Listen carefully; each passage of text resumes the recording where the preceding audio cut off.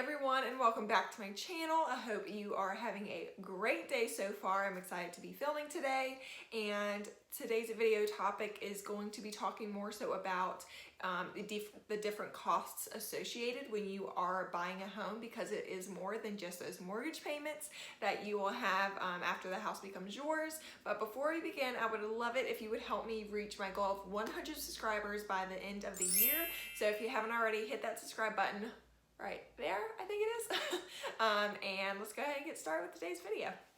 Okay, so I work a lot with first-time home buyers and I love it. And it also makes the process a lot easier when my buyers know what to expect when purchasing a home, especially when it involves your wallet, right? So of course, when you purchase a home, you'll have those monthly mortgage payments, utilities, things like that, right? But in today's video, I'm actually going to go over the bigger ticket items that you're actually going to have to pay for leading up to that first mortgage payment. Now, please keep in mind that these prices will vary, but it will help give that good ballpark idea of what to expect. I am going to go in order of the costs, like what would happen first, and then we're going to go kind of towards up to closing day. So the first one's going to be an E&D, and this is an earnest money deposit. It's basically a sign of good faith that it is included when you make an offer on a home, and you don't have to pay the E&D unless your offer gets accepted.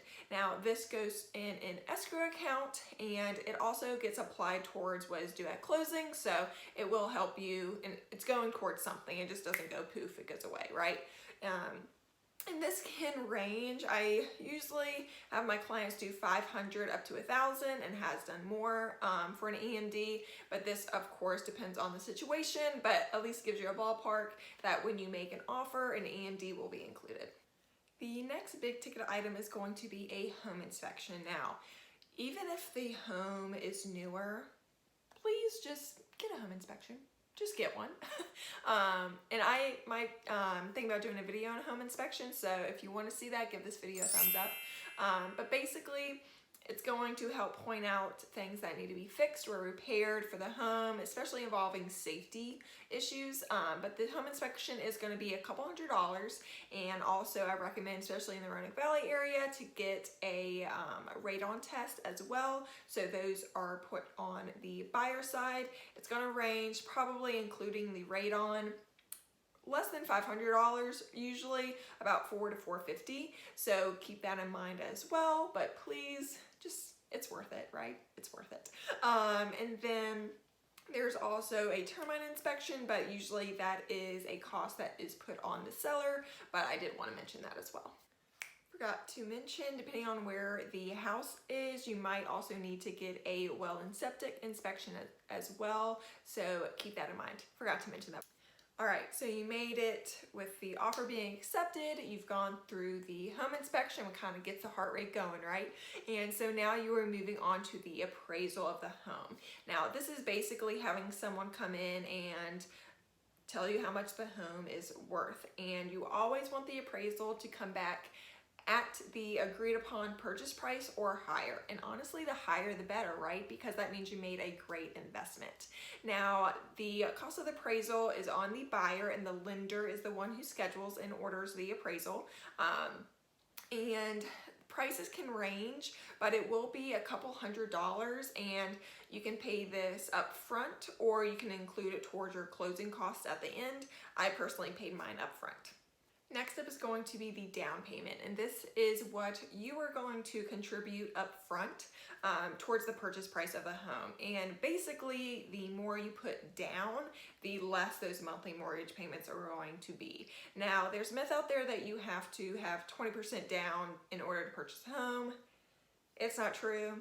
I did not do that. But there are actually some loan programs that only require you to put 3% down, sometimes even 0, depending on what you're qualified for. So make sure that you're talking with your lender on those aspects. All right, lastly is closing costs. Now, closing costs include a couple different things, especially on the buyer side. It includes things like origination fees, loan processing and underwriting fees, title insurance, other taxes and insurance. And also keep in mind that the closing costs will also range depending on the price of the home. And sometimes you can get sellers to contribute towards the buyer's closing costs, but I wouldn't bank on it. Pun intended. And also a couple days before closing day, you are going to be giving your closing costs down to the penny. So usually a lot of the time you have to have a cashier's check when you go to closing, or depending on the price, you can wire it. But you will be told several days beforehand, down to the penny, what you need to have with you on closing day. So those are the big ticket items and majority of costs that buyers do have to pay when they are purchasing their first home. I know there are several costs associated when purchasing a home after you close, and one of those is furnishing your home. And I actually did a video several months ago on this, and I will make sure to link that below. I share some tips, some tricks, some recommendations here in the Roanoke Valley, so if you're interested, watch that next. And I hope you learned something from this video. If not, watch it again. I don't know. But thanks for hanging out with me today, and as always, I'll see you guys in the next one. Bye.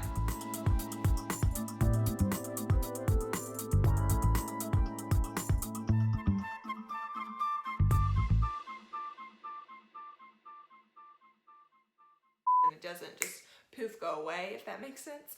But this doesn't make sense. You're not making sense. Freckles? Personal assistant is being very sassy today. Put down. Yeah. Ugh. Get it together. You can do this.